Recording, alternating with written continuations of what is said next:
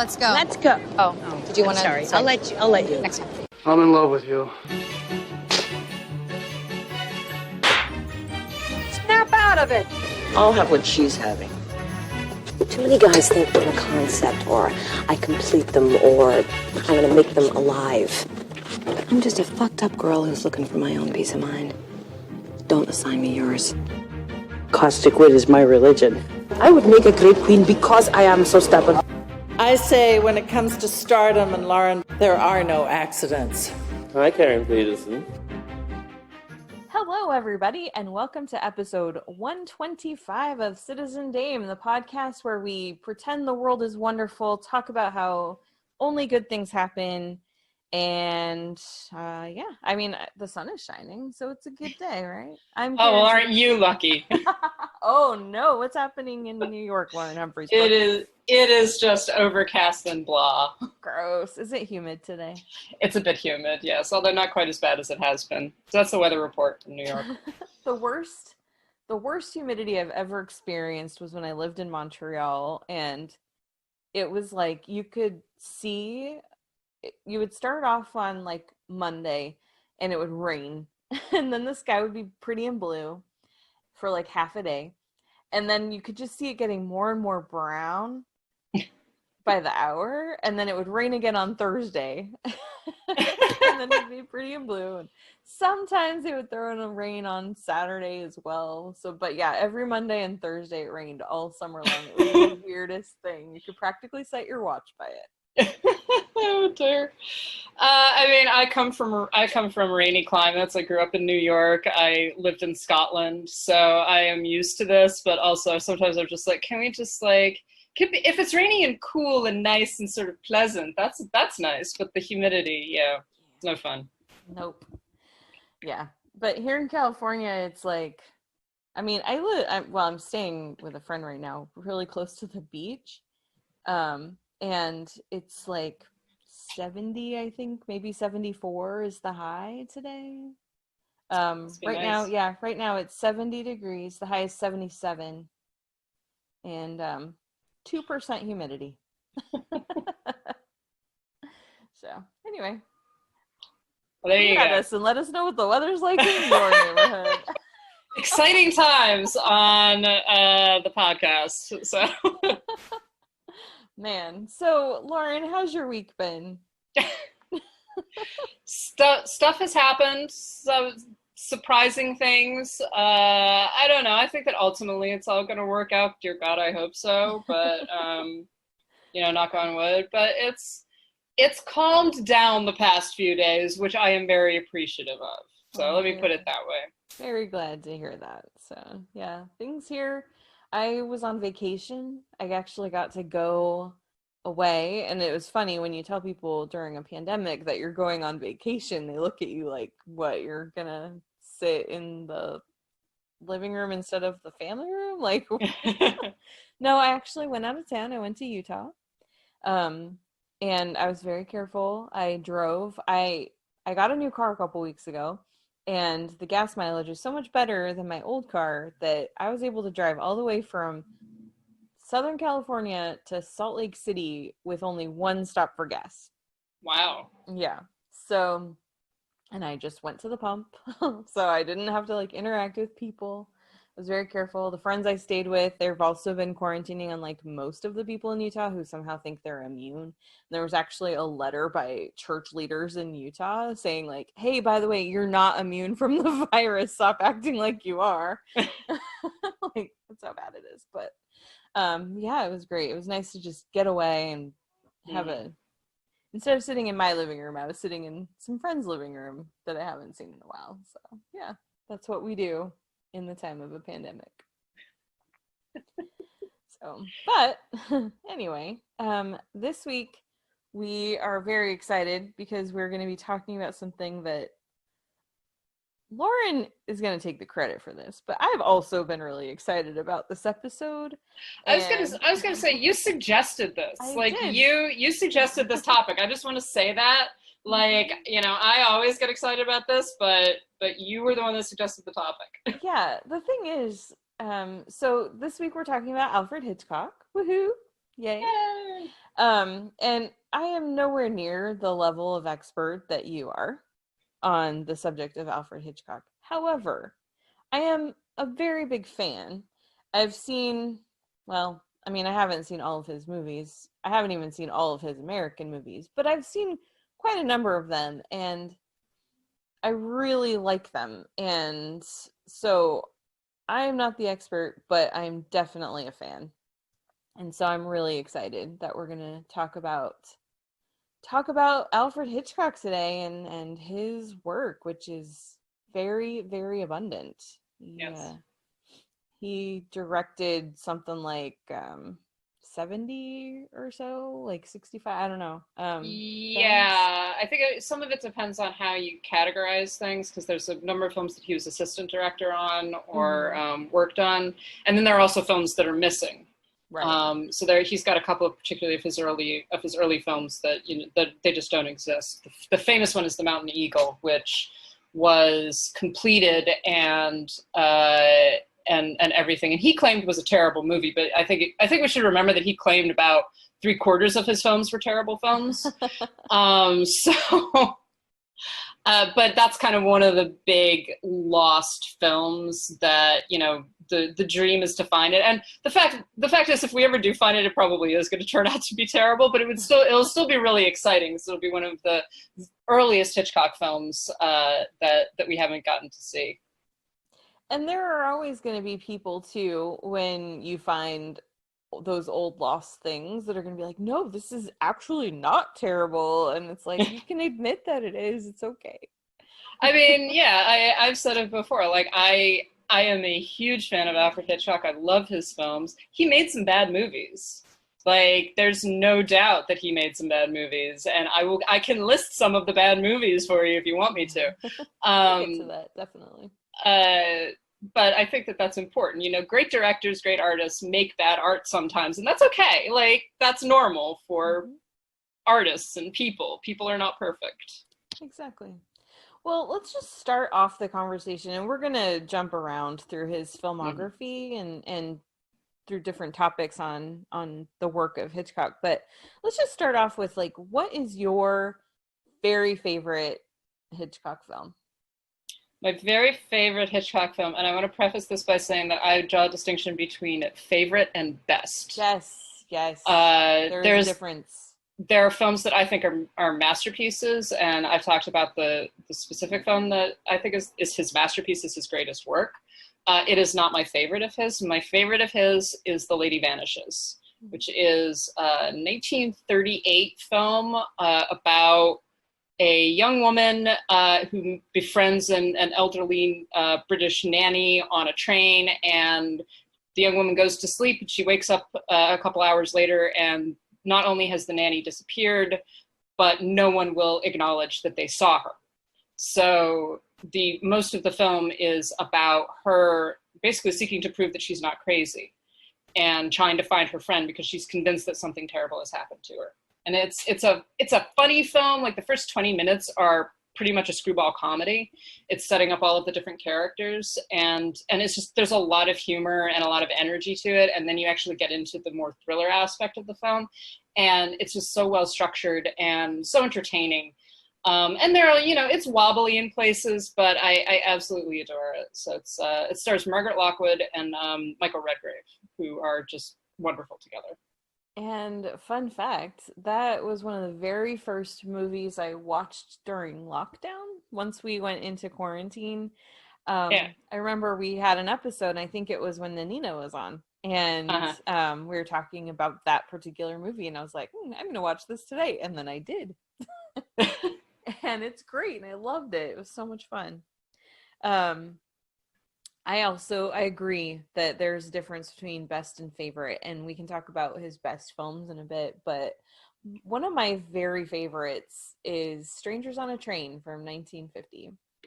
That's a good one. I love that movie, and I remember the first time I watched it, I was babysitting, and so I was like high school, maybe freshman year of college, and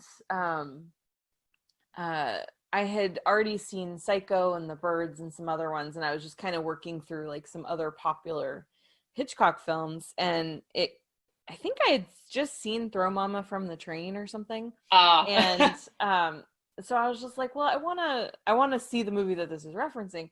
And so I watched it, and oh my gosh, I just loved it so much. And it's like, it's not scary, but it's definitely intense at certain points, and it's just so well done the way that it plays out. And even though you can assume you kind of know where it's going, there's still these twists where it's just so thrilling, and the performances are really good. The fact that it's in black and white, I think that mysteries and thrillers are always better when they're in black and white. But it was definitely not my first introduction to Hitchcock, but I feel like it was one of the movies where I really saw his mastery of craft, and how, I mean, even though this is like middle of his career, maybe even like later half of the middle of his career, like I could really understand sort of what, like the anatomy of a Hitchcock film, I guess. It was from that one. Everyone talks about Psycho, which is great, but there are a lot of movies he was making much earlier than that really, in a way, kind of make it easy to see how Psycho eventually came about, I guess. Yeah, and I think that Psycho is actually in some ways kind of an odd man out for Hitchcock. Like it's an unusual film for him in a lot of ways, and we think about it as being this almost the perfect Hitchcock film, which I argue that it is. I do think that it's his best film, but in terms of the concerns that he investigates, if you look at him as an auteur, in the sense that his oeuvre is tied together with a lot of different themes and actors and ideas and concepts and everything. Something more like Strangers on a Train, which is a wrong man narrative, partially. And it's also this narrative about obsession and, with undercurrents of homoeroticism and all of that. Strangers on a Train is actually much more in keeping with a lot of Hitchcock's concerns than Psycho is, because Psycho has its own, it goes farther than most of his films do.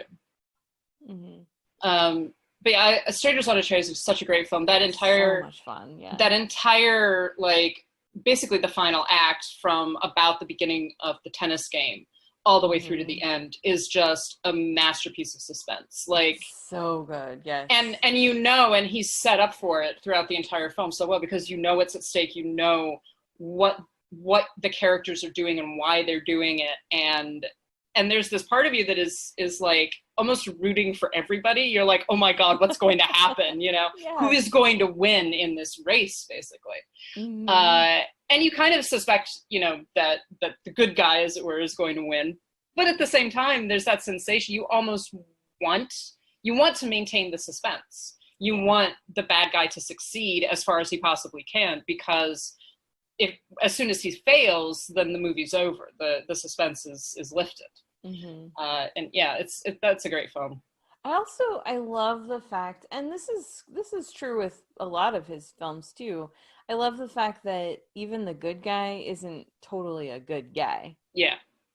Like he's definitely got shades of immorality to him, and it makes it more interesting. It makes the characters people that you want to root for, but at the same time you're like, oh, but yeah.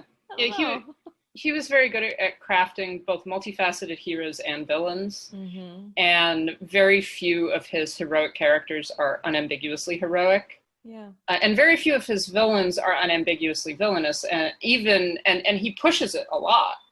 And talking about Psycho, but some of his later films in particular really push the degree of audience sympathy with different characters. And at some point, I think we're going to talk at least a little bit about Frenzy, which is, I think, kind of the culmination of all of this. But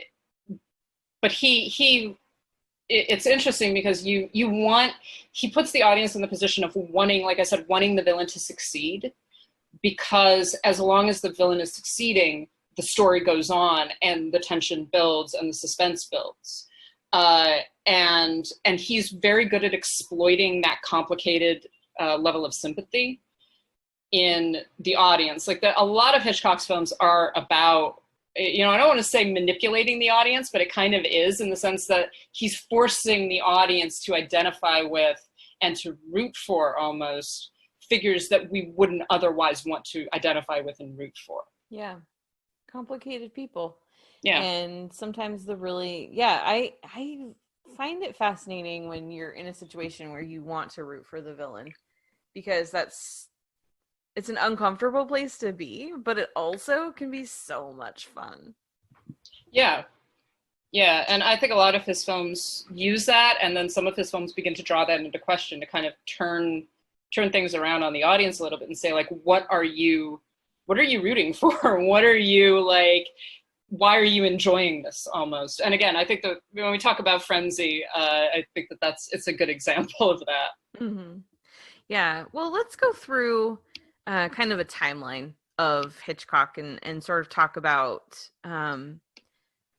the twists and turns that his own filmography takes. Mm-hmm. So he began his career, of course, in Britain, and started in silent film. And it's funny because I was talking to someone recently we were talking about Hitchcock movies, and I said something about, oh yeah, I really need to go catch up on some of the British stuff on Criterion before it's gone.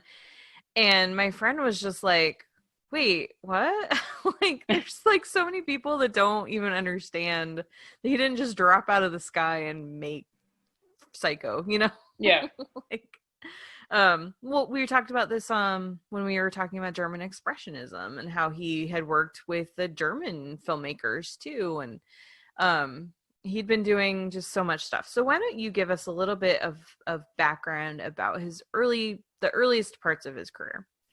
I mean, without going into too much biography, he did a lot of jobs before he actually became a director. He wrote advertising copy. He did title cards for silent films. He did work in Germany for a period. He actually watched a lot of the filming of Murnau's The Last Laugh, which we talked about last time. And that he explicitly said that had a huge influence on him, that watching German films and working on German films really did influence the way that he approached his own work when he eventually became a director. So he began, he did some script writing, he did some assistant work. I think that his earliest directed film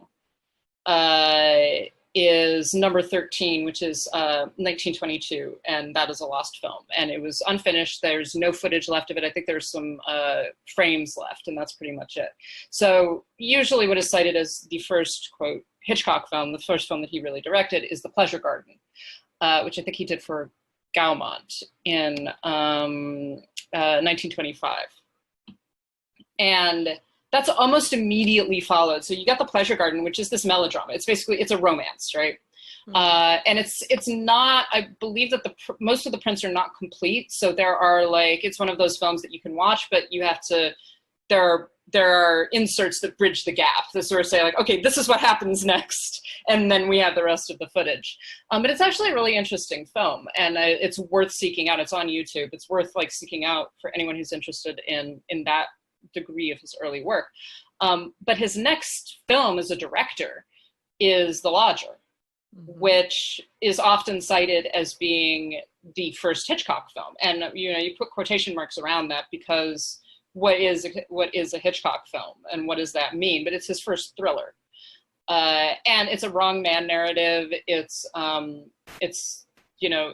very heavily influenced by German Expressionism. If you just turn on The Lodger and watch the introduction of the main character, he shows up at the door and he's casting this long shadow, and he's wrapped, his entire face is wrapped up in a scarf. All you see are these very dark eyes and all of this. It's incredibly expressionist, and he's bringing this aura of menace into this boarding house, essentially, where he's taking a room to live with this family. Meanwhile, there are all of these murders going on in London, that someone is going around murdering blonde women. And so this is also the establishment of the Hitchcock blonde, which I have things to say about. But anyway, so The Lodger is very much the first thriller film, and definitely the most recognizable of his British work, being like, okay, that is an Alfred Hitchcock film, right? Mm-hmm. But he did a lot of different kinds of films. He did melodramas. He did social problem films. He did comedies. He did a musical. He did a musical called Waltzes from Vienna. He made a box. That one.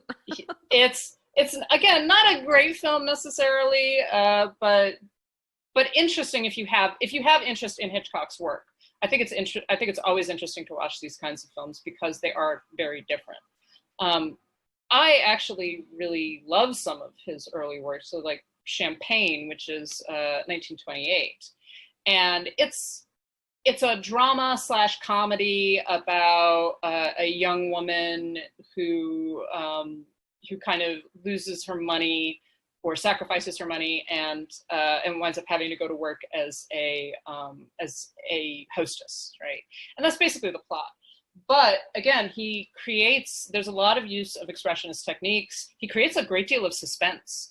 One of the great things that I like about some of his early films is that even though they're not thrillers per se, they still create this sensation of suspense. So there's a scene in his boxing film, The Ring, where the lead character thinks that his wife is cheating on him, and so his wife is like, his wife is having this party, and he comes in, and there's all this suspense building up of how is he going to confront her about this, and what is going to happen next? Because you can firmly believe in watching this film that he's going to kill her, or that something violent is going to happen. And so there's this creation of suspense that ultimately, is in the service of a melodrama. It's not a murder mystery. It's not a thriller or anything like that. So that's kind of moving into the sound period and out of the silent period and into more recognizable films like the original. Hold on. Yeah. Sorry, I just wanted to jump back in because I've seen, let me just think. I've seen The Lodger, which is actually on Criterion still. Yeah. I think you can also get it on Amazon Prime too, but a lot of these are if they're available, they can be found on YouTube and on Prime and places like that because they're public domain. Right.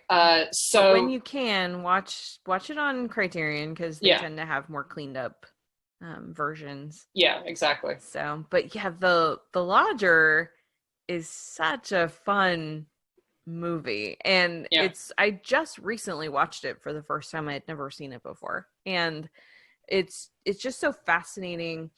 Like you were talking about, just the way that, I mean, it really does lay the groundwork for what we would consider a Hitchcock film, because there's like deflection going on, there's red herrings, but it's just, and it's this mystery where you think like, oh, well, this is really straightforward. This isn't anything mysterious, but then it's like takes a twist and you're like, oh, okay, interesting. And it's fun to watch a Hitchcock film that is a silent movie.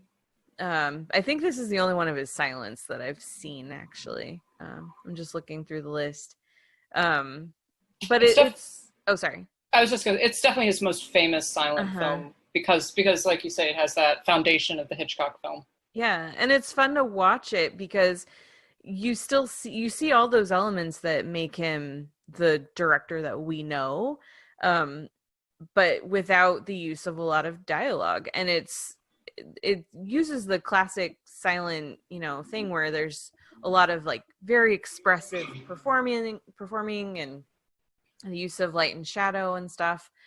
There's actually some use of color in it too, which is interesting, and it makes it such a good introduction, at least to, I think, not just into Hitchcock's films, but into really wanting to dive into his older filmography.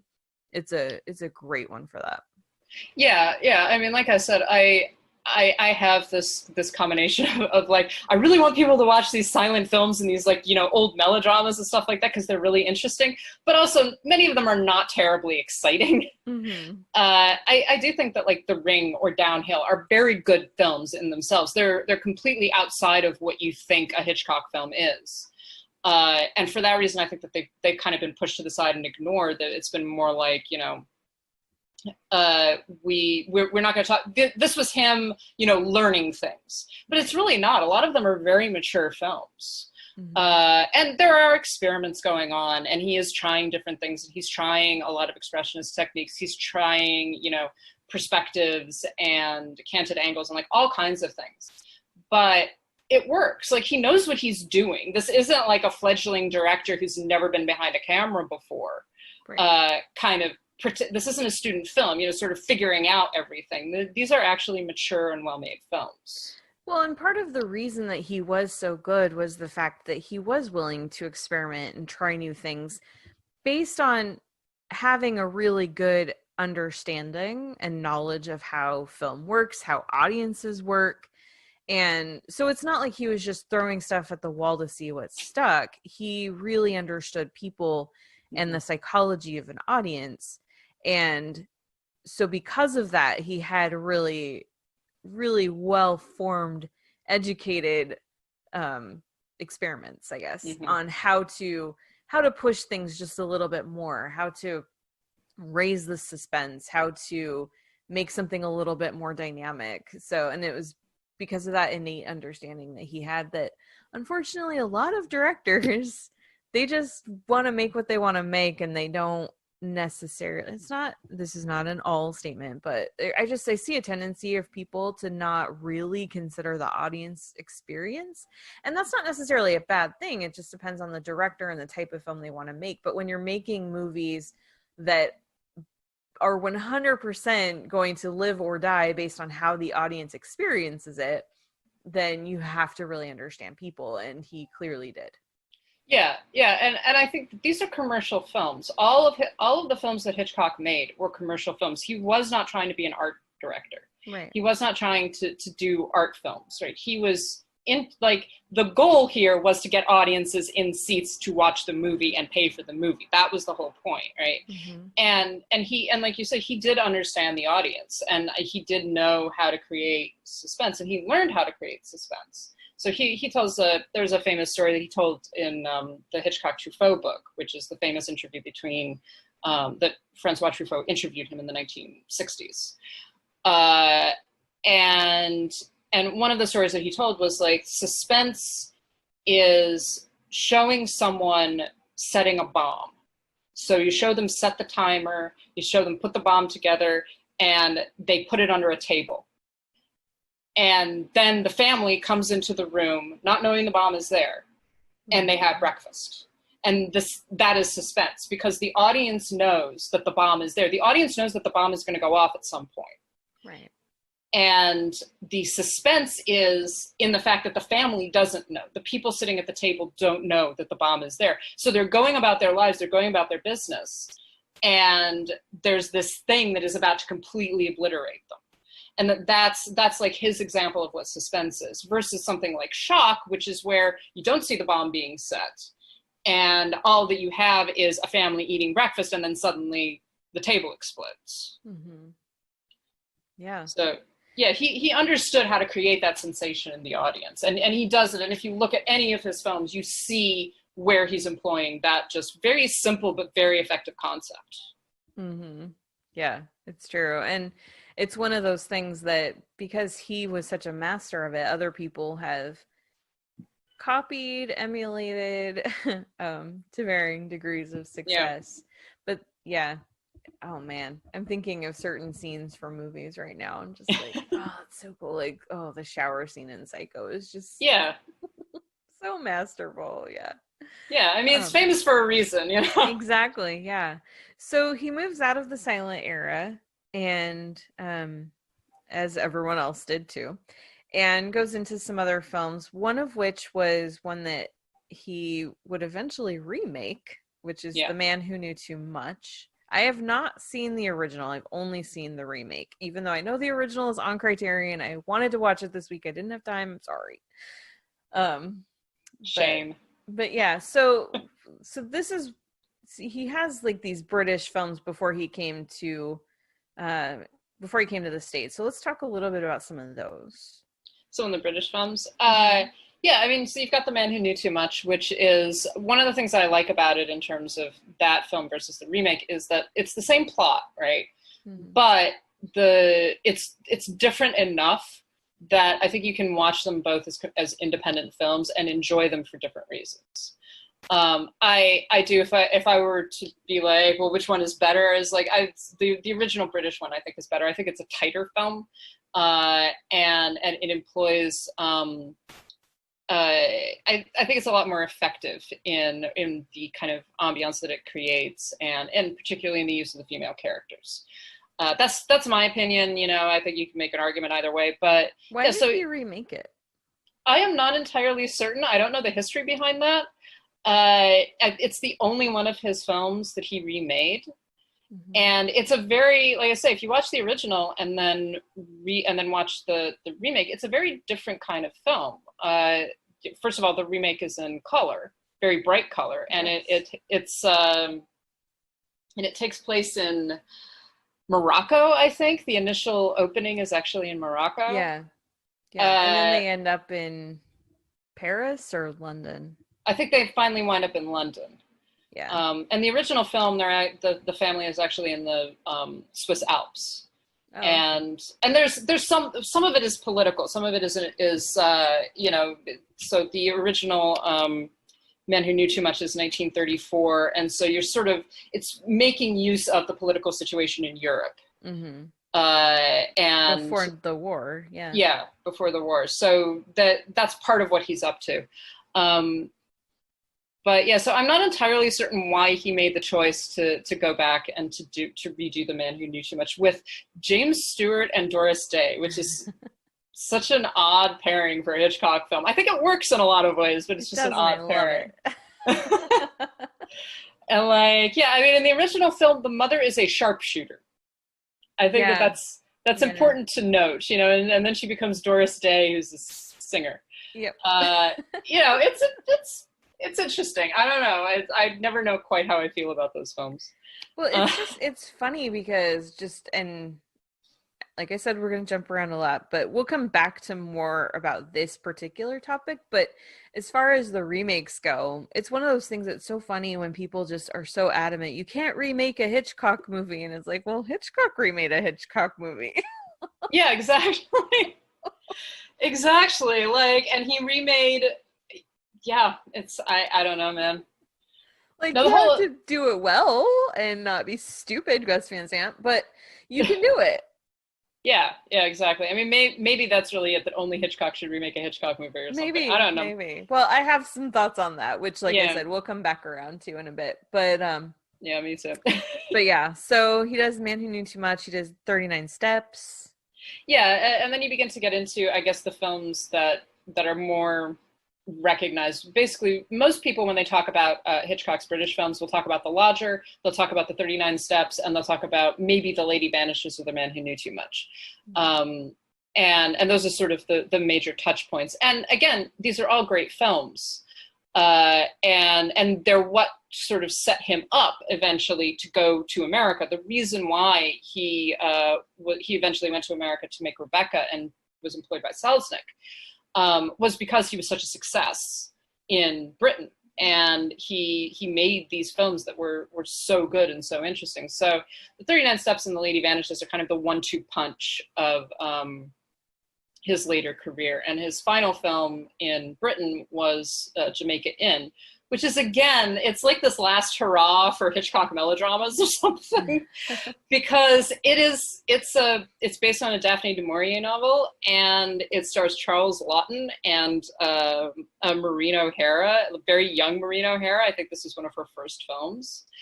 And it's about like smugglers in the 18th century on the Cornish coast, and it's completely like, you're just like, what is even going on here?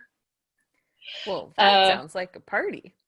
It is a party. I like it a lot, but again, it's one of those that you're like, I'm not certain how to deal with the fact that Alfred Hitchcock made this film. So I love looking at random stuff that IMDb will give you. And on Jamaica Inn, for the plot keywords, some of the options are, or some of the ones that pop up as the most common are held at gunpoint, impersonation, secret identity, assumed identity, and stabbed to death. Trying to remember who gets stabbed to death in that movie. I actually don't know. Oh man, it's funny. And if you click to look at more, there's woman in jeopardy. Yeah. 19th century, hands tied behind back, saving someone's life. Some of these are hilarious. Oh, I like that. I like that. Just to jump backwards just really briefly. I cannot get past Hitchcock's British films without actually mentioning Blackmail, which was both his last silent film and his first sound film, which I think is fucking cool. He made two versions. I mean, if anybody's gonna do that, it's gonna be Hitchcock. Yeah, he made two versions, and I think that it was actually out of pressure from the studio, because the studio wanted the studio wanted to capitalize on the advent of sound, and they were finally kind of at the point where, like, okay, we can make sound films now. And Hitchcock was actually very resistant to the use of sound because he didn't like it, and he believed the film. We talked about pure cinema last episode, that he believed the film, it was all about the image, right? But so Blackmail is really interesting, and if you can watch both the sound version and the silent version, but even the sound version, the first 10 minutes of the film are silent, and the way that he uses sound is very unique, and because there isn't tons of dialogue, and most of the plot is not conveyed through dialogue. Most of it is conveyed through image and through the way that the characters relate to each other. So you see this entire story unfold primarily through the image, and most of the dialogue is just like people talking about, what to have for dinner.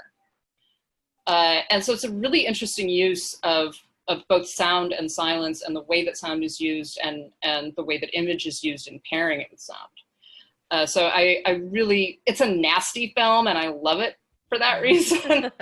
But it's a fascinating film. So I really, really recommend that anyone who hasn't seen Blackmail, like, go get it. It's a very tight, intense, unpleasant film in some ways, but I think one of his best British films. I will watch it today if I can find it. So then he moves into the States and starts making movies in America, and the first of which was Rebecca, right? Yeah, that was his first American film. Okay, which is also the only of his films ever to win Best Picture.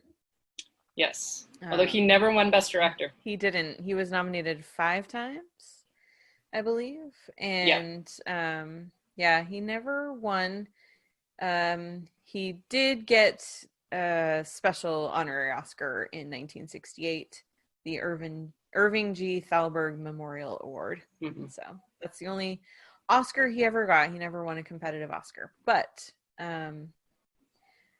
that's sorry, I just lost my, okay, there we go. So so Rebecca, which is speaking of remakes, being remade, and we just got pictures of it yesterday, but we'll come back to that in a minute.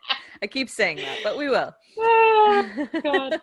So, what do you think it was that made Rebecca such a hit here in the States? And not just that it won the Oscar, but it's one that, I mean, if you look at the box office, by 2020 dollars, it made about $109 million in the theaters, which there were other movies making a lot more than that. But it has had this life, this longevity, where most people that really like Hitchcock films have seen it. What do you think it was about Rebecca that made it so popular? I think that Hitchcock really did bring this British sensibility to the United States, and that was actually one of the films he hated Rebecca. And one of the reasons for that is because David O. Selznick, who's the producer on it, it was incredibly controlling and was always kind of trying to impose his view on the film and on Hitchcock. And Hitchcock is famously a very controlling director, really wanted to be in charge of his set. Yeah. Really wanted to be in charge of his set, really wanted to have, and he had a great deal of freedom in Britain, particularly by the time he's made things like Blackmail. He's got, he's a popular director. He's got this sort of set, and he's got a lot of control over his scripts. He's got a lot of control over the way that he films. He's got a lot of control over who he casts. And Selznick basically took that control away from him. And so Hitchcock hated Rebecca and thought that it wasn't a Hitchcock film, that it was a David O. Selznick film. I disagree with that. I think that it is a Hitchcock film, and it's very obviously one. But it's such a, it's, first of all, it was based on a very popular novel, and it's got two major stars. You've got Joan Fontaine and Laurence Olivier in the leads. And then the supporting cast is fantastic. I mean, George Sanders is so deliciously evil. Yep. And gross. So you're just like, oh, I hate him, but also I really, really like him.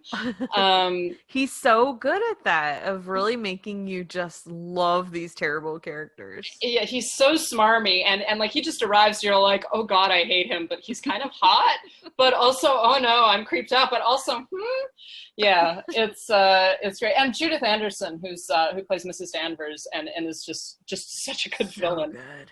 And so frightening. But it's, in some ways, it's very different from a lot of Hitchcock's films, because it is this like gothic melodrama, this gothic mystery, set in the middle of, it's 1939, 1940. So it's this weird kind of nether space of like, you feel like you've been taken back in time to the 19th century, but it's all taking place for the contemporary period. Yeah. And I think it's just a very effective film. It's very well done. Again, it's very well structured. The most disappointing element of it is that they had to change certain things from the book because of censorship and what the censors required of the narrative. But even then, I think that they get around a lot of the issues by keeping things somewhat ambiguous. And Hitchcock had to do that a lot in his American films in particular, because there were just certain things that they weren't allowed to do. Yep. And when I say that Rebecca was well received here, I mean, like, it didn't just win Best Picture, it also won cinematography, black and white cinematography. But then it was also nominated for a bunch of awards. It didn't win. Hitchcock was nominated. Laurence Olivier was nominated, Joan Fontaine, Judith Anderson, they were all nominated. It also got in for screenplay, art direction, editing, special effects, and original score. So, I mean, people went crazy for this film. And I think that, when you sit down to watch it, I can see why this is the film that really crossed over for him and made him not just the commercial director, but also someone who can craft really, really well constructed, well received awards quality pictures too. Yeah. Even though, like we said, even though he never won an Oscar, a lot of his movies did get nominations for things, and I think this is where you can really see that acceptance and why the Academy accepted his craftsmanship as a filmmaker as well. Yeah. It's really beautifully constructed in every facet. The cinematography is really incredible. The costumes are amazing. Just the production design, all of it. It's really such a beautifully crafted movie. Yeah, no, it really is. Like I said, I think that his dislike of it was more a result of the fact that he felt that Selznick was interfering too much, which Selznick probably was. Yeah. But that it is a great film, and I always think that one of the things I tell a lot of people when we talk about Hitchcock is you always have to take anything that Hitchcock says in interviews with a big spoonful of salt. Yeah. Because he was famously, this was a man who famously liked telling elevator stories, which means that he would wait for people to get on the elevator with him, and he would begin telling a story, and then time it. And it would usually be the most gruesome or the most suspenseful, the most violent story he could think of, and time it so that by the time they got to his floor, he would be right at the climax of the story, and then he would walk off the elevator. That was like this. He loved doing that. So he loved fucking with people. That's awesome. And so even like if you read the Truffaut book, half the time like Truffaut's asking questions and Hitchcock is either like, I can't remember that because it was like 50 years ago, or he's making up lies. Like he lies. He explicitly lies about a number of things. You know, he makes up jokes and things like that. So you always have to be really careful. And like, you know, if Hitchcock says, "Oh, actors are cattle," you have to kind of think about like, well, does he actually mean that actors are cattle, or is he fucking with Truffaut? Which he, you know, there's a little bit. You have to be careful, I think, in quoting his statements as Bible verses. Oh yeah. Oh, that Hitch, such a kidder. But yeah, so then he goes into, so now he's in America. He's fresh off of a Best Picture win, and he just makes this whole series of films that for the next basically 25 years are the films that most people know. Yeah.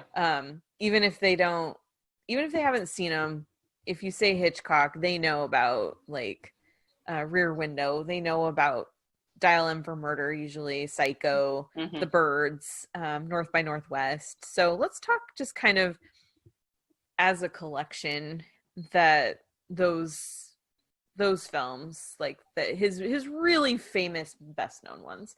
Yeah. What are some of the qualities that you would say they all share? I mean, I think what you've got, and I think that you could probably make the argument that from about 1954 to 1963, 1964, so about 10 years, he makes some of the best runs of films that you can find. And even then, you know, if you look back a little bit further and you look at, so he's got Spellbound, which is not a great film, but then Notorious, he's got The Parodying Case, but then Rope. And so you've got all of these different films that he's trying different things and he's experimenting with different things. I think that the 1940s are really interesting because he's trying to find different ways of positioning the camera and using space. So films like Lifeboat and Rope and Dial M for Murder are single set films where they don't actually go outside of a room or an apartment, or in the case of Lifeboat, a boat. And it's interesting how he manages that. And some of them, you know, they're different qualities, but it's really interesting to see how he uses the camera in those films. And kind of expresses some of the themes that he's very interested in. You know, we talk about the wrong man theme. So something like North by Northwest or The Wrong Man, which is literally a wrong man movie, deal with this idea of falsely accused people who are falsely accused of murder or of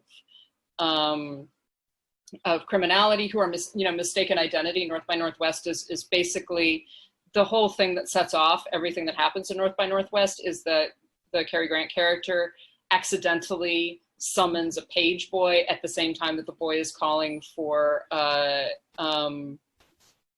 another man, and he's mistaken for this other man, and winds up in this international chase, which ends up with him climbing on Mount Rushmore. So, there's all of this stuff that happens. But so a lot of his films dealing with the wrong man. Strangers on a Train is a wrong man narrative. Shadow of a Doubt, you can even make an argument, is a wrong man narrative in the sense that you're not quite certain if he's the wrong man. It's that ambiguous space. And so you've got a lot of those. You've got what are basically spy thrillers. So North by Northwest is sort of a spy thriller. So Notorious is a spy thriller, Saboteur is a spy thriller, Foreign Correspondent, which is 1940, is the film that he made after Rebecca. Man Who Knew Too Much is sort of a spy thriller in the sense that there's like international intrigue going on. And so you've got, but you've got all of these films that have very similar themes and similar depictions of gender relationships and sexual relationships, and these he relied more and more on big set pieces. So famously, the scene on Mount Rushmore in North by Northwest, the the running across the rooftops in To Catch a Thief, the sort of international locations in The Man Who Knew Too Much. You know, and then of course the big scenes, which are in some ways something like Psycho is a much more intimate film than those films, because the big scenes occur in these very cramped spaces. I don't know. I mean, I could talk forever about each of these films, and I don't think that people want me to do that right now. But yeah, but I think that these are viewed as masterpieces for a reason, and I kind of get tired of sort of hearing about the same ones. So as much as I love Psycho, I get tired of hearing like, oh, Psycho's great. Like, yeah, Psycho's great. Vertigo, you know, Vertigo's great. Yes, Vertigo's great. Rear Window, North by Northwest, all of those, you know, these are brilliant films and they're brilliantly done. But you got to kind of stretch out a little bit more, I think, and sort of look at, you know, maybe why they're brilliant films, but also look at the ones that maybe you don't consider so brilliant. Lifeboat is a fascinating film. It's a very different film. The idea of the Hitchcock film, I think, is fewer and farther between than we think, because we tend to just reference these particular, you know, quote, masterpieces and not really talk about the, you know, 50 other films that he made. Right. Well, and I think that's generally a problem, not just with Hitchcock, but with film in general. I mean, when we talk about classics, people will name all the big, you know, big prominent ones, but there's so many films that get lost that no one ever talks about. And as we switch technologies, you know, when we went from VHS to DVD, a lot of things didn't make the jump, weren't available on DVD. When we went from DVD to Blu-ray, even fewer things were available. And then now with streaming, it's interesting because you can find more things, but with so many places not curating their collections, it's out there, but it's hard to find. But at least it's coming back, and we have access to things that we never had access to before.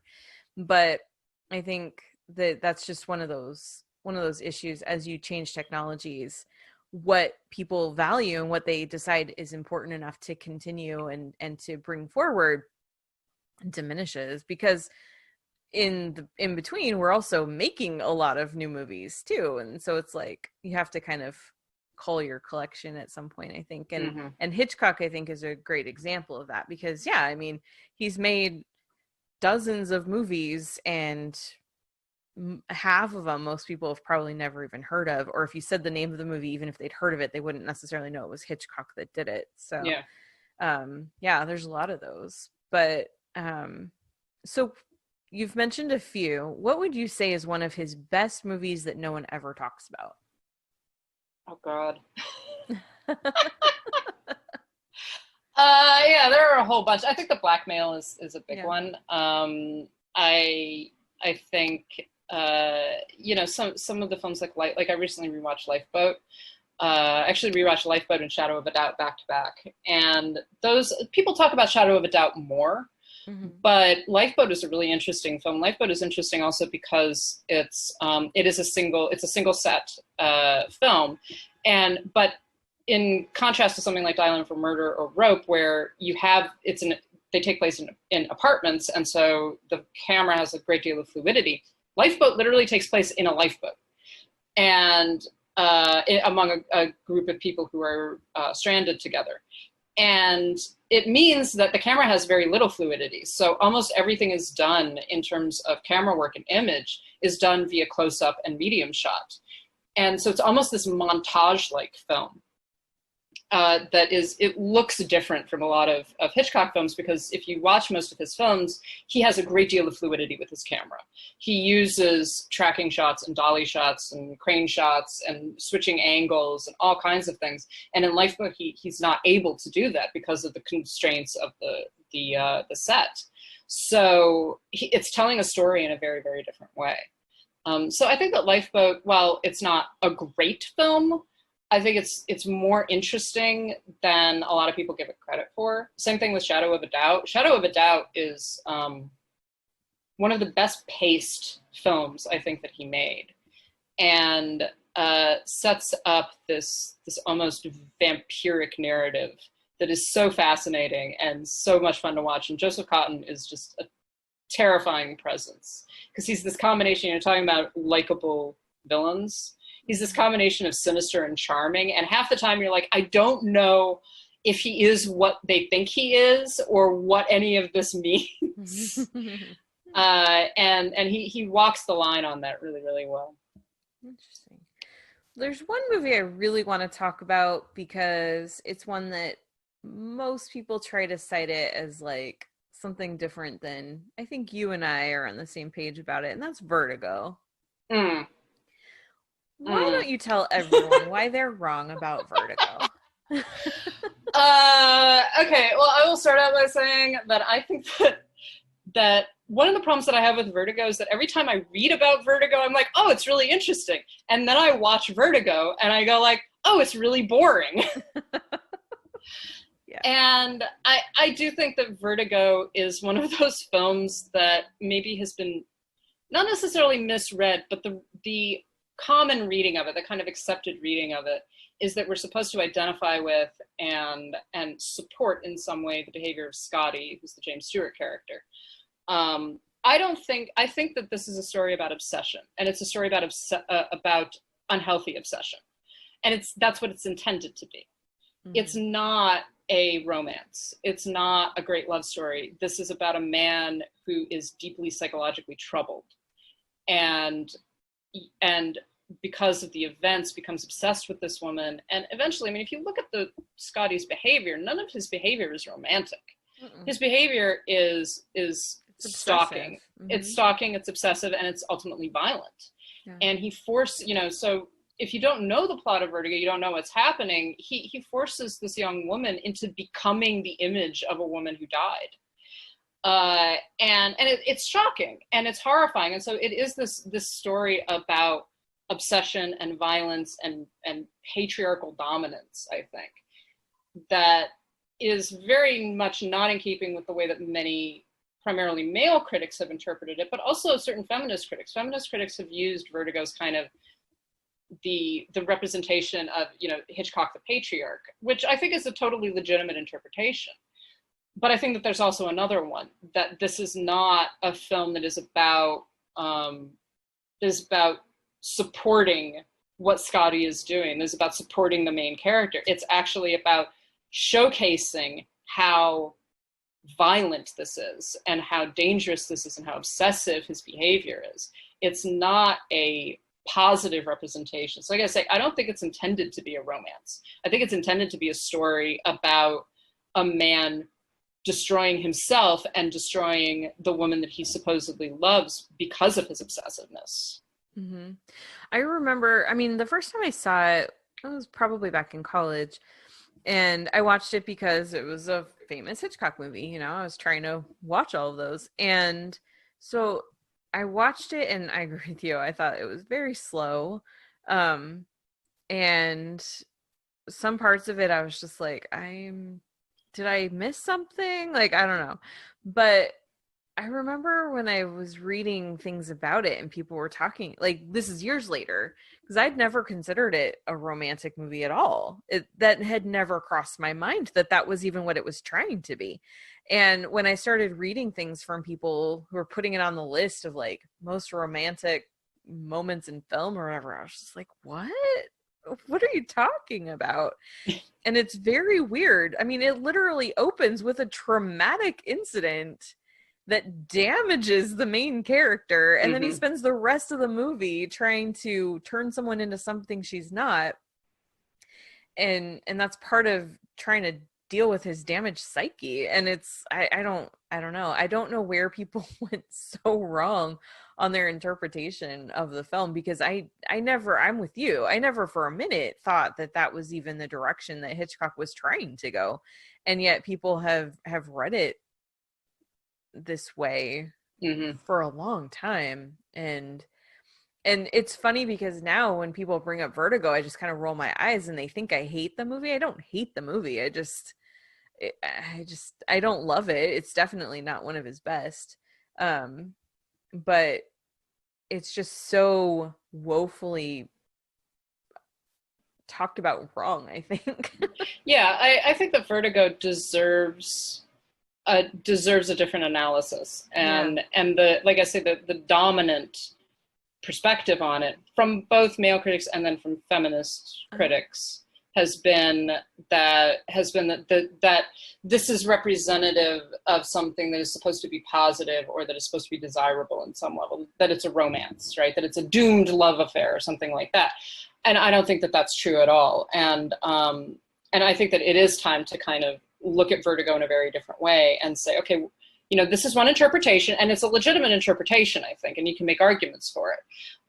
The other interpretation is that this is about this is a condemnation of obsession, and particularly of male obsession and male imposition and control over women and control over the image. And I think that you can make that argument about this film as well. And that's an important argument to make also, because like you say, I think that female viewers experience Vertigo very differently than male ones do.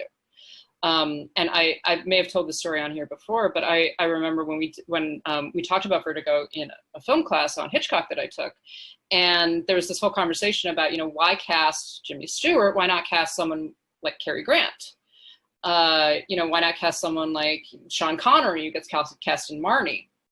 Mm-hmm. And, you know, what is it about Jimmy Stewart? And Jimmy Stewart, particularly in this period, is he's middle-aged, like he's kind of gaunt. He's not really a leading man, as it were. He's not this attractive figure, particularly.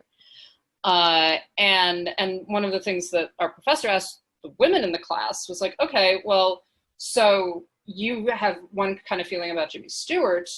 What if they cast Cary Grant? And immediately the women had a different response.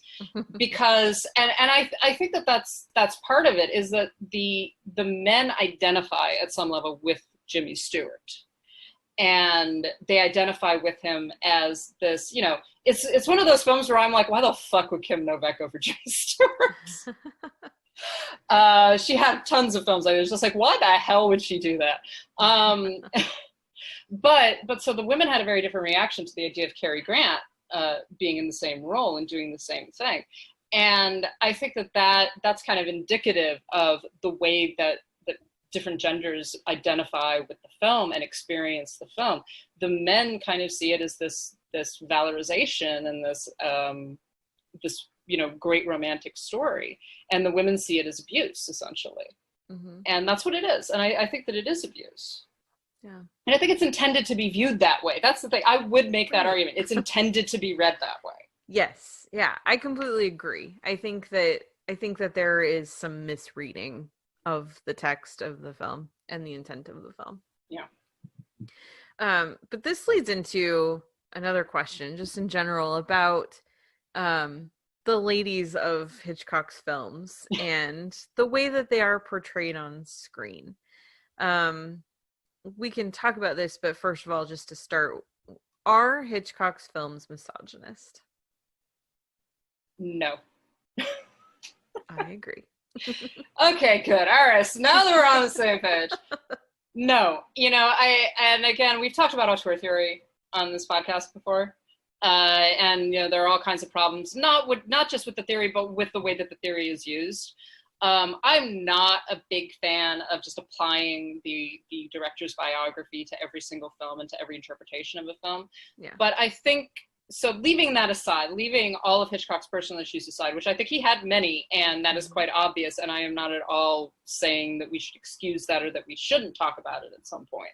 But if you simply look at his films and interpret his films via close reading, right, understanding them through analysis, I think that he creates incredibly strong, incredibly powerful female characters. That there is this, particularly in some of his earlier films, but even if you go all the way through, if you look at Notorious and Ingrid Bergman in Notorious, if you look at Grace Kelly, who's, you know, the kind of the quintessential Hitchcock blonde in films like Rear Window or To Catch a Thief, these are incredibly powerful, self-possessed, intelligent and capable women. They're very rarely damsels in distress. They very rarely need to be saved or rescued by anybody. Sometimes they do. Even Marie Saint in North by Northwest has to be rescued. But these are very dominant, personalities and dominant actresses, and even someone like Janet Leigh, who famously dies, spoiler alert, half an hour into Psycho. But even her presence there, and then Vera Miles, who essentially leads the investigation into her sister's disappearance. Yep. I really do believe that that all of these female characters are incredibly powerful ones, and that they are much more than I think what a lot of critics want to make them into. We want to talk about the Hitchcock blonde, but we ignore the fact that the vast majority of Hitchcock's women are not blondes. Or if they are, they don't really fulfill this, concept of the ice cold blonde who, doesn't really do much of anything, is just sort of there to be looked at. Mm-hmm. Where did that trope of the Hitchcock blonde, we can talk about where it originated, but why do you think it's caught hold and people have still latched onto that? I think that it completes a narrative, because we have this certain narrative about Hitchcock's films and about, and particularly about Grace Kelly. And there is no doubt you have the run of like Grace Kelly, Kim Novak, and Tippi Hedren in his later films. And kind of the knowledge that we have about his obsession with Grace Kelly in particular, but then also with Tippi Hedren, and kind of that, and some of the things that he said in talking about the ice cold blonde, the ice queen, all of that sort of ideals, right? Mm-hmm. And so I think that's part of where it comes from, but ultimately, I don't feel like I think that it fulfills a narrative and that people haven't really looked beyond it. Because again, if you look over the course of his films, you don't actually see that many representations of what we are referring to as the Hitchcock blonde. Right. You really have just a small group of films. And even then, this whole idea about the blonde woman as victim, that's hardly something that Hitchcock invented. And what's more, most of his blondes are particularly victimized.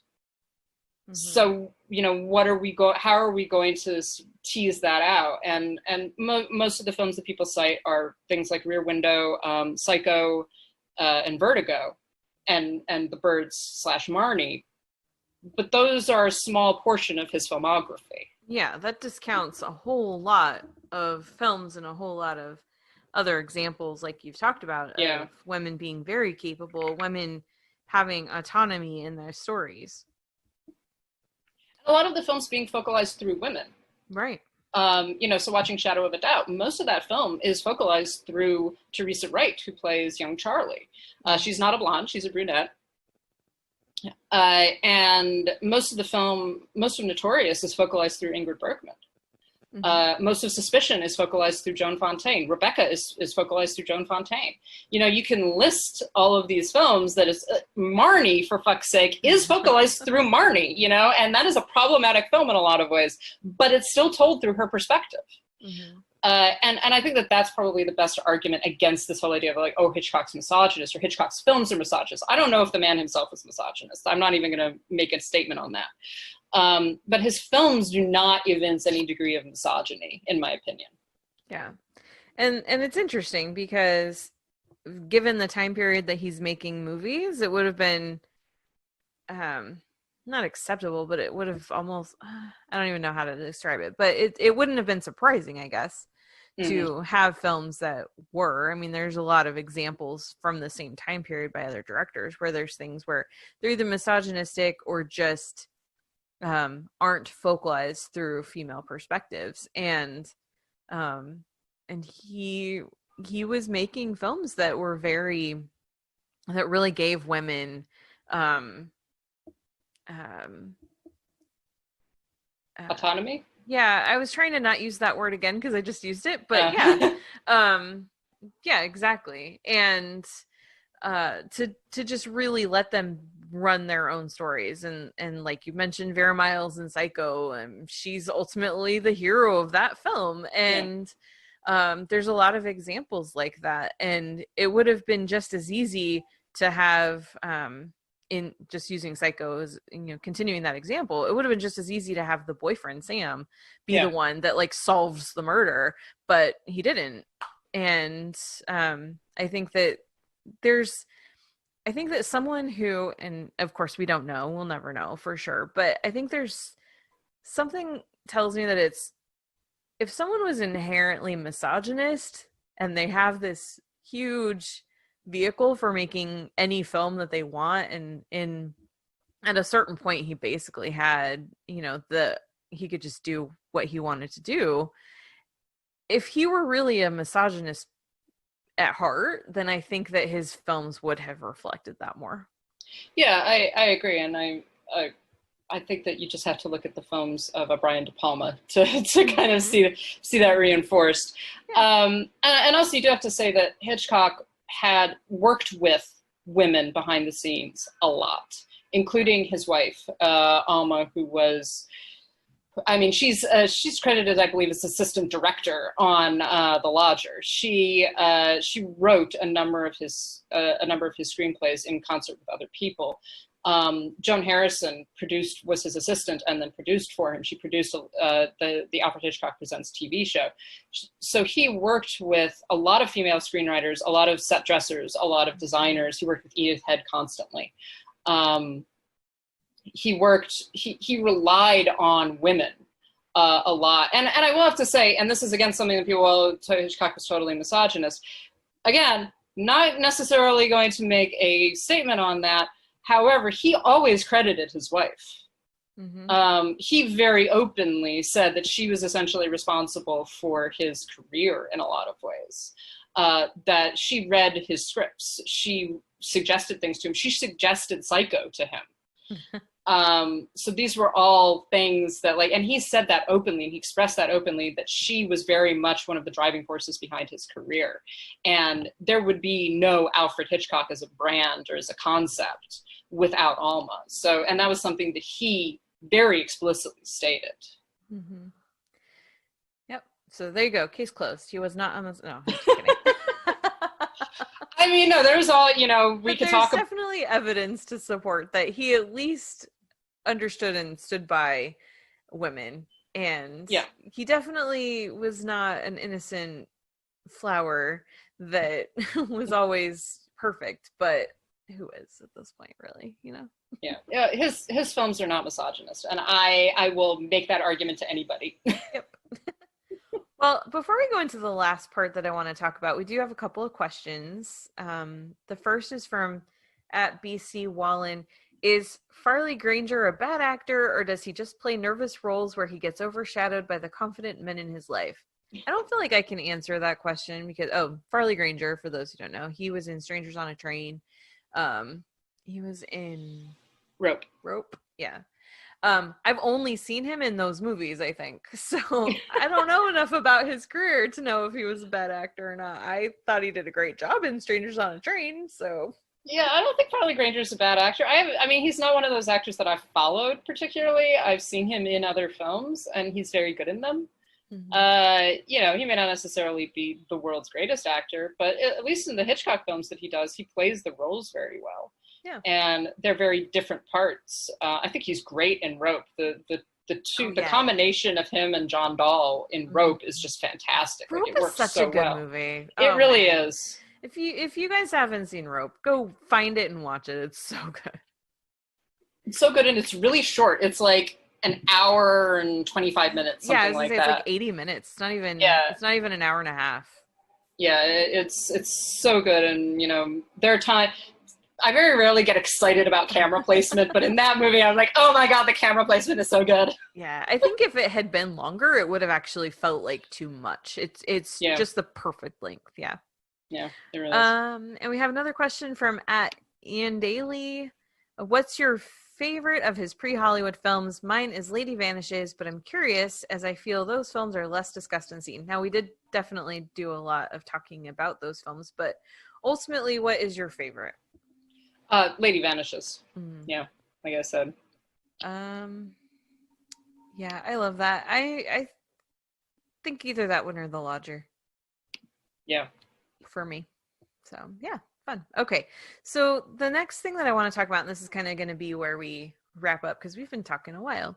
Yes, we have. But Hitchcock, we know, has influenced Hollywood, continues to influence Hollywood up to today through direct remakes, through films that are inspired by him. There's, certain directors that sometimes get slapped with a moniker of like, oh, this is a Hitchcockian film.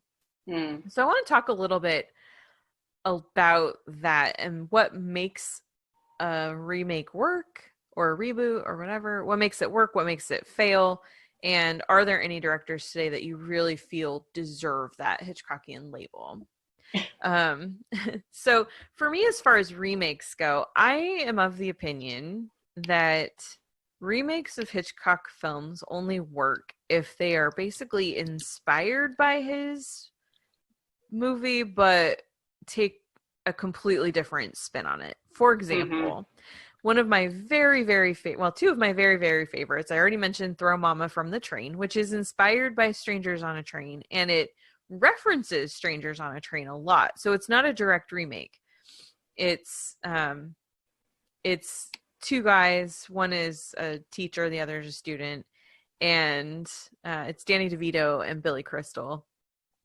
And Billy Crystal's mom is, or wife, sorry, I was about to get them confused. His ex-wife is like causing him all kinds of problems.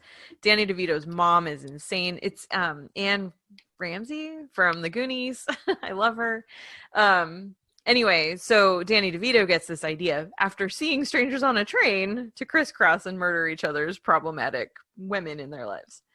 The movie is hilarious. It's really, really funny. It's really clever, and it works. The other one I would say works really well is The Burbs with Tom Hanks and Carrie Fisher, and it's very much a Rear Window movie, but it's set in the suburbs on this cul-de-sac somewhere in America, and it's a comedy. Both of those movies are comedies, and I think that that's why they are so effective, because they take the inspiration of these Hitchcock films and turn them into something completely different. They're not trying to be Hitchcock movies.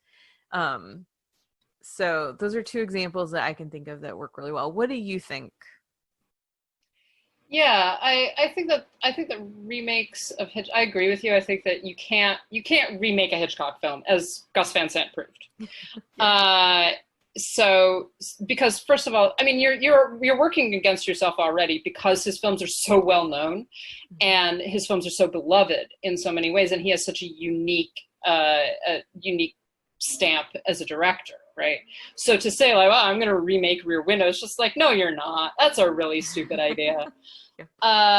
So yeah, I agree with you. When it becomes like a riff on Hitchcock films, I love High Anxiety. The Mel Brooks film, which is literally just an ongoing riff on Hitchcock films. Yeah. And it's funny and it's entertaining. It's not Mel Brooks's best, but it's really, there's so much love there. There's so much like adoration of Hitchcock that I think works really well. I think that we tend to slap Hitchcockian onto anything that vaguely resembles a thriller. Or that has some kind of not necessarily a plot twist, but like really relies on an element of surprise in some way. Yeah, like M. Night Shyamalan, I remember particularly in his early career, kept on getting, they kept on saying, oh, he's the new Alfred Hitchcock, right? And it's just like, no. Yep. So yeah, I like something like High Anxiety, which is a parody. I am excited about the new Rebecca because, first of all, Ben Wheatley is a very different director from Alfred Hitchcock. Yeah. And second of all, Rebecca is a book. Yes. And it was an adaptation of a novel and Hitchcock did the first adaptation of it. But that's not saying that someone else can't go and do an adaptation. In fact, it's been done several times already. There are several TV movies. There's a shortened TV show that was about a 50-minute adaptation. There's a very good miniseries that's an adaptation of Rebecca.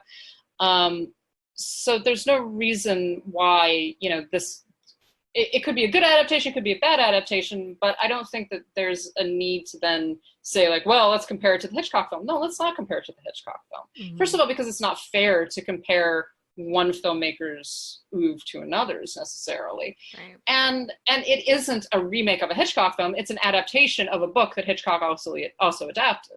Exactly. So I think that, we always have to be careful, and I think that any director who goes like, oh, I'm totally going to remake a Hitchcock film is sort of working against themselves. But at the same time, it's like, okay, let's see what happens. Mm-hmm. How are you going to do it? Yeah.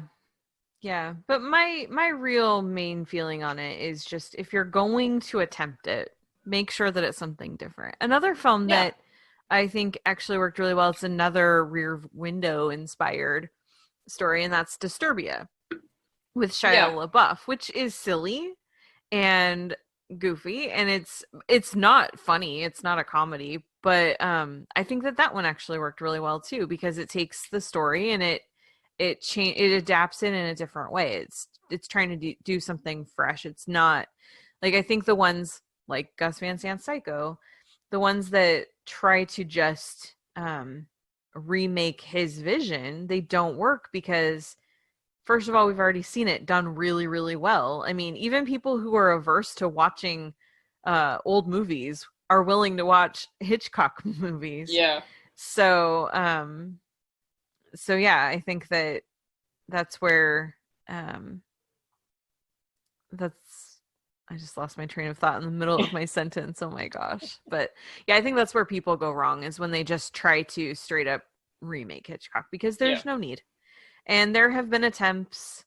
I think that, I'm trying to think besides Psycho, I'm trying to think of some other examples. I think that there are two versions of The Lady Vanishes that were remade. One, I think both of them are TV movies. One is with, I think, Sybil Shepherd and Elliot Gould, which is the weirdest fucking pairing, and Angela Lansbury. And it's the weirdest fucking pairing I've ever watched. It is not a good film, but it is fascinatingly bad. And there's another one, I think, that was done by the BBC or ITV or something like that. That's a British version. There's a version of Rear Window. Again, I think it was a with TV Christopher movie. Reeve. With Christopher Reeve, yeah. So there've been a few. Yeah. I think there was one, a Dial M for Murder remake, with, what was it called? With Gwyneth Paltrow. Yeah, The Perfect Murder. Yes. Yeah. That one was okay. And then, of course, there's Mission Impossible 2. Yes.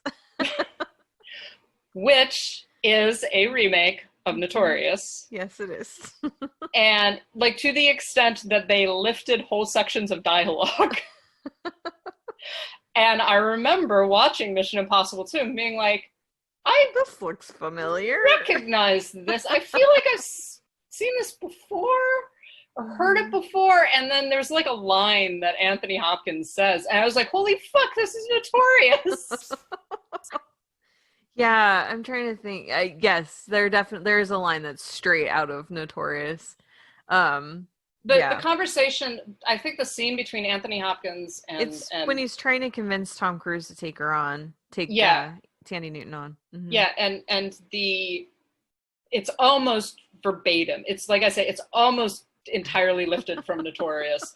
And it is the weirdest thing, because you're like, why is Mission Impossible doing Notorious? And I watched that entire film like, this movie is Notorious. Why is this movie Notorious? What is happening? Yeah. Yeah, it happened. Very odd. Yeah. But yeah, there have been some that work and some that don't. And just watch Hitchcock's movies.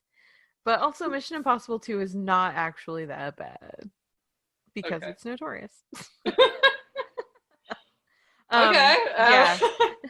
No, I think that there are a lot of other movies that are way worse than that. Yes, that is true. But anyway, so yeah, Rebecca is coming to Netflix soon. Yes. And it's going to be really interesting to see how that plays out. I really agree with you. I think that this is not a remake of a Hitchcock film. It's another I can't talk now. It's a new adaptation of Daphne du Maurier's book, and I think it'll be interesting. I don't think it's unfair to compare how Wheatley and Hitchcock adapt the story. Yeah. I think it will be unfair to Wheatley if everyone just says, "Oh, he's just remaking Hitchcock's book or movie." So, yeah, it'll be interesting to see how it plays out. They just yesterday released first look photos from it, and I have to say it looks gorgeous. Yeah. So, and I'm not just talking about Armie Hammer and Lily James. It really looks like a beautiful movie. So I think we're just going to have to wait and see. And like I say, because there's some things that Hitchcock had to leave out of the film or change in the film because of censorship. I think it'll be interesting to see if Wheatley adds those things back in. I think it'll be an interesting and in some ways a more dynamic film. I feel like he will. One of the nice things about Netflix, even more than any other studios, is that they are pretty hands off with directors, and they'll just kind of let them, like, okay, here's your budget, have fun, and they let their filmmakers make the movies that they really want to. And I feel like if Ben Wheatley's adapting this story, there's a reason, and it's, again, not just to remake a Hitchcock film. It's because there's something about Rebecca that he wants to take a crack at. And wow, that was a really weird sentence. But I wrote a bunch of tweets yesterday. It's just like, when Hitchcock did Rebecca, I was like, wait. Yeah. Like, wait a minute. Wait. But yeah, I think it'll be really interesting to see what he adds into the story that was forced to be left out, was just left out based on style choices, that kind of thing. So yeah, definitely. We don't have a release date on that yet, but it's coming very soon. I know that. So anyway, yeah. So is there anything else that you would like to say about the work of Hitchcock that we haven't covered yet?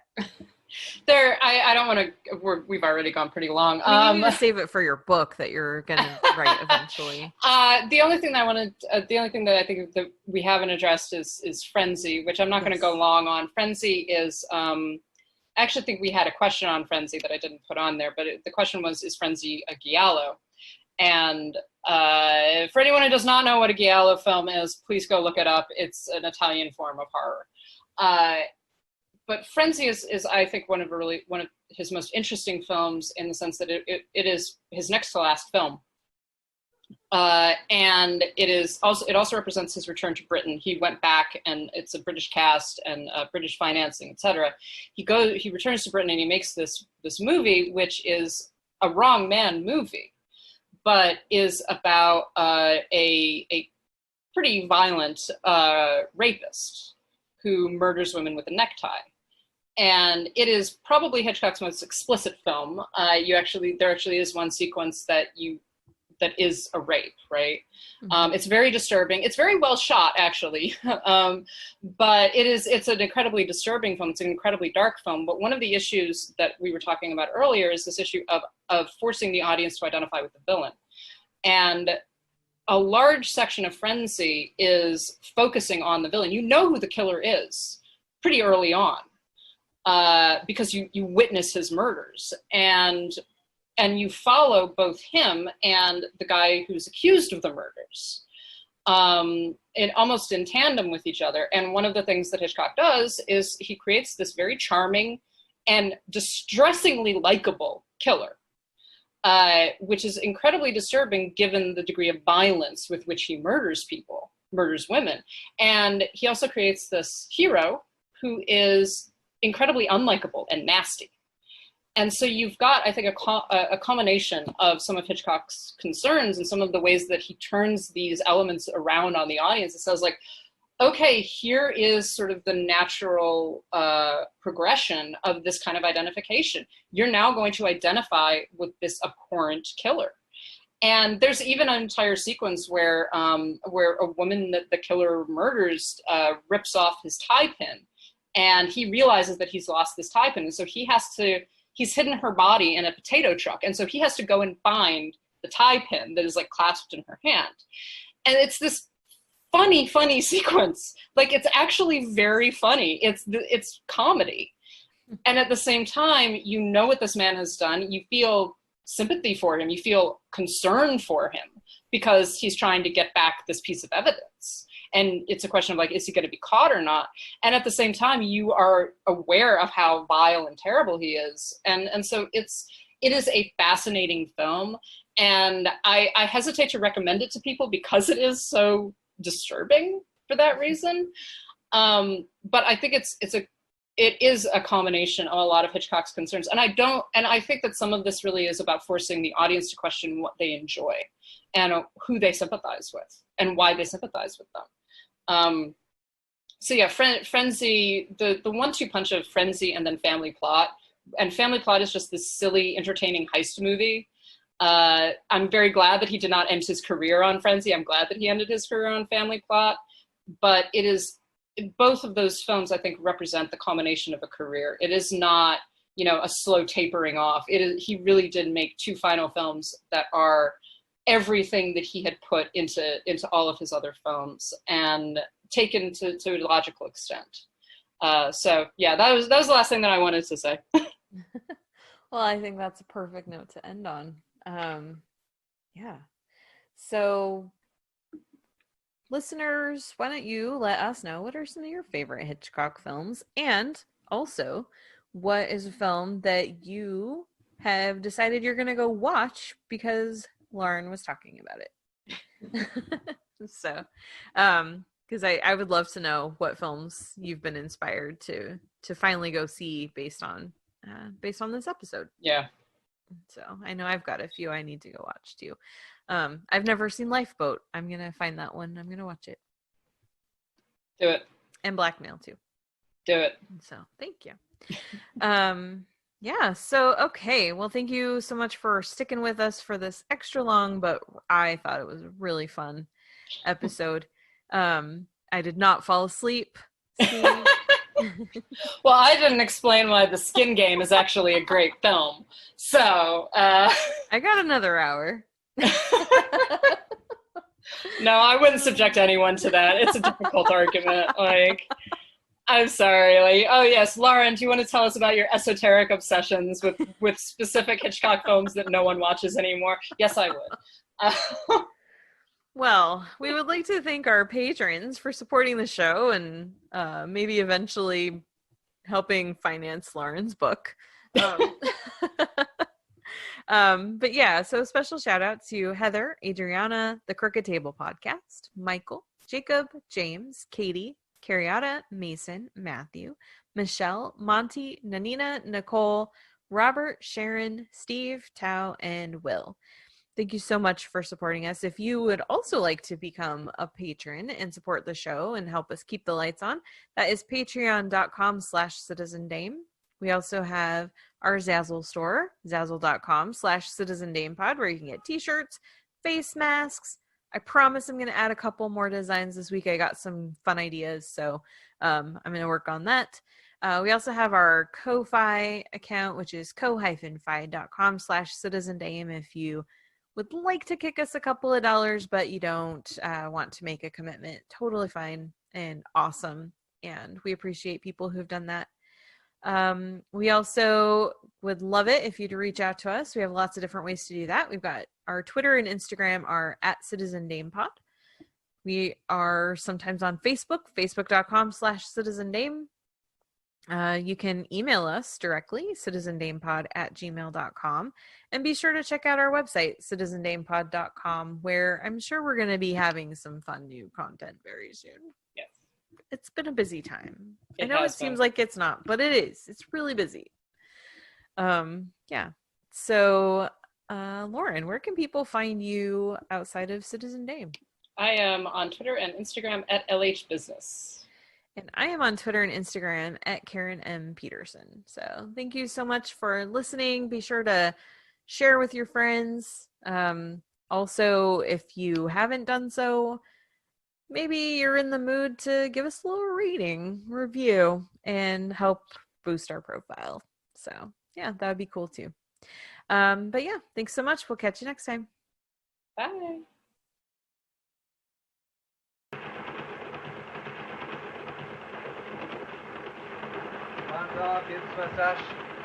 Reservations for lunch, please. Yeah? Madame has booked for lunch. Oh, I think my friend did. She's got the tickets.